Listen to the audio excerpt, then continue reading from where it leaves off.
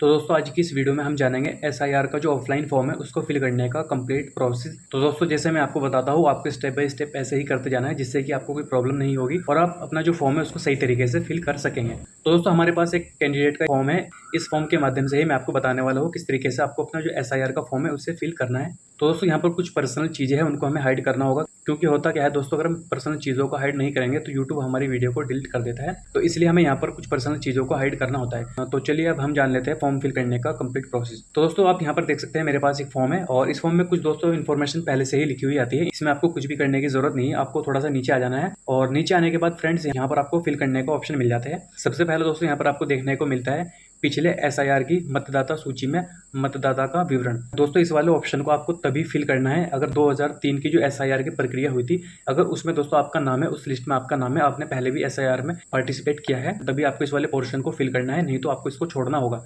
यानी कि दोस्तों अगर आपका नाम 2003 के एसआईआर की लिस्ट में नहीं है तो आपको इस वाले पोर्शन को फिल नहीं करना है।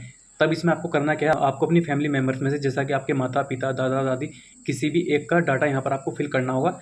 आप चाहे तो अपने फादर का भी डाटा फिल कर सकते हैं या आप अपनी मदर का, अपने दादा दादी या अपने फैमिली मेम्बर्स में से किसी भी एक का रिकॉर्ड यहाँ पर आप फिल कर सकते हैं जिनका नाम 2003 के एसआईआर लिस्ट में है। तो उनकी डिटेल्स यहाँ पर आपको देनी होगी इस वाले पोर्शन में। और अगर दोस्तों आपका नाम पिछले एसआईआर की लिस्ट में था तो फिर आपको यहाँ पर अपना नाम फिल कर देना है और इसके बाद अपना यहाँ पर आपको वोटर आईडी कार्ड नंबर है उसे फिल कर देना है और रिश्तेदार के नाम है अपने मदर या फादर का किसी एक का भी नाम लिख सकते हैं और फिर उनका जो संबंध है उसे आपको यहाँ पर लिखना होगा। अगर आप अपने यहाँ पर फादर का नाम लिख रहे हैं तो आपको यहाँ पर पिता लिख देना है और अगर आप अपनी मदर का नाम यहाँ लिख रहे हैं तो यहाँ पर आपको माता लिख देना है। इसके बाद आपको जो जिला पड़ता है जिला और राज्य, जैसा कि आप उत्तराखंड से है तो उत्तराखंड, और इसके बाद आपको जो असेंबली पड़ता है उसे यहाँ पर आपको फिल कर देना है। और इसके बाद दोस्तों यहाँ पर आपका, तो यहाँ पर भी दोस्तों आपको अपनी जो असेंबली का नाम है उसे फिल कर देना है। इसके बाद भाग संख्या और कर्म संख्या के आपको दो ऑप्शन देखने को मिलते हैं, इनको आपको छोड़ देना है। यहाँ पर दोस्तों आपकी जो बीएलओ होती है वो आपको बताएगी भाग संख्या और कर्म संख्या, उसको यहाँ पर आपको फिल करना होगा, इसको आपको छोड़ देना है। इसके बाद दोस्तों आपको इस वाले पोर्शन में आ जाना है। इस वाले पोर्शन में दोस्तों जैसा कि मैंने आपको अभी बताया था, अगर आपका नाम 2003 के एसआईआर लिस्ट में नहीं था तो तब आपको इस वाले फॉर्म को फिल करना होगा और यहाँ पर आपको अपने फादर या मदर किसी एक की डिटेल फिल कर देनी है जिनका नाम 2003 के एसआईआर लिस्ट में था।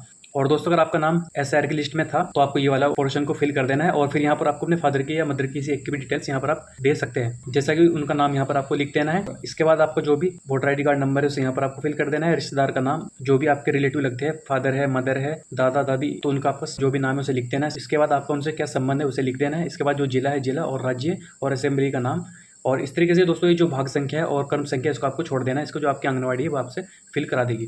तो दोस्तों आपको समझ में आ गया होगा ऊपर का जो दोनों पोर्शन है इनके बारे में। एक बार और मैं आपको बता देता हूँ, इस वाले पोर्शन को आपको तब फिल करना है अगर आपका नाम 2003 की लिस्ट में था। अगर आपका नाम 2003 वाली लिस्ट में नहीं था तो आपको इस वाले फॉर्म में अपनी डिटेल फिल करनी है और इसमें आपको अपने माता पिता किसी एक की डिटेल्स यहाँ पर दे देनी है जिनका नाम 2003 की लिस्ट में था। तो दोस्तों फॉर्म के ऊपर के जो डिटेल्स भरने के बारे में मैंने आपको बता दिया। अब चलिए हम नीचे का जो प्रोसेस है उसे जान लेते हैं।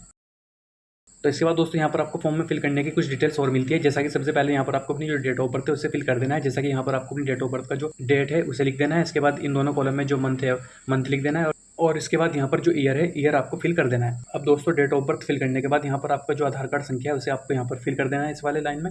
इसके बाद आपका जो मोबाइल नंबर है उसे यहाँ पर आपको फिल कर देना है और मोबाइल नंबर फिल करने के बाद दोस्तों यहाँ पर आपको अपने पिता या अभिभावक का जो नाम है उसे फिल कर देना है। इसके बाद दोस्तों आपके पिता का वोटर आईडी कार्ड है या अगर आप किसी अन्य फैमिली मेंबर का नाम ऊपर लिख रहे हैं तो यहाँ पर उनका वोटर आईडी कार्ड आपको यहाँ पर लिख देना है। इसके बाद माता का जो नाम है उसे यहाँ पर आपको फिल कर देना है और माता का जो दोस्तों आपका वोटर आईडी कार्ड नंबर है उसे यहाँ पर फिल कर देना है अगर उपलब्ध है तो। इसके बाद फ्रेंड्स अगर दोस्तों आप शादीशुदा है तो आप अपने पति या पत्नी का नाम आपको यहाँ पर लिख देना है। इसके बाद दोस्तों आपके पति या पत्नी जो भी है उसका जो भी वोटर आईडी कार्ड नंबर है उसे यहाँ पर आपको फिल कर देना है। दोस्तों ये सभी डिटेल्स फिल करने के बाद एक यहाँ पर आपको एक साइन कर देने हैं अपने जो भी व्यक्ति इस फॉर्म को फिल कर रहा है, या आप अपनी फैमिली मेंबर्स में से किसी के भी साइन यहाँ पर करा सकते हैं। तो दोस्तों ये हो गया एसआईआर का जो फॉर्म है इसको फिल करने का कंप्लीट प्रोसेस। अब इसके अलावा अगर आपको कोई डाउट है, आप हमसे कुछ पूछना चाहते हैं तो आप हमें कमेंट कर सकते हैं, उसका सोल्यूशन आपको हमारे चैनल पर जरूर मिलेगा। तो फ्रेंड्स आज की वीडियो में बस इतना ही, मिलते हैं नेक्स्ट वीडियो में, तब तक के लिए थैंक यू, धन्यवाद।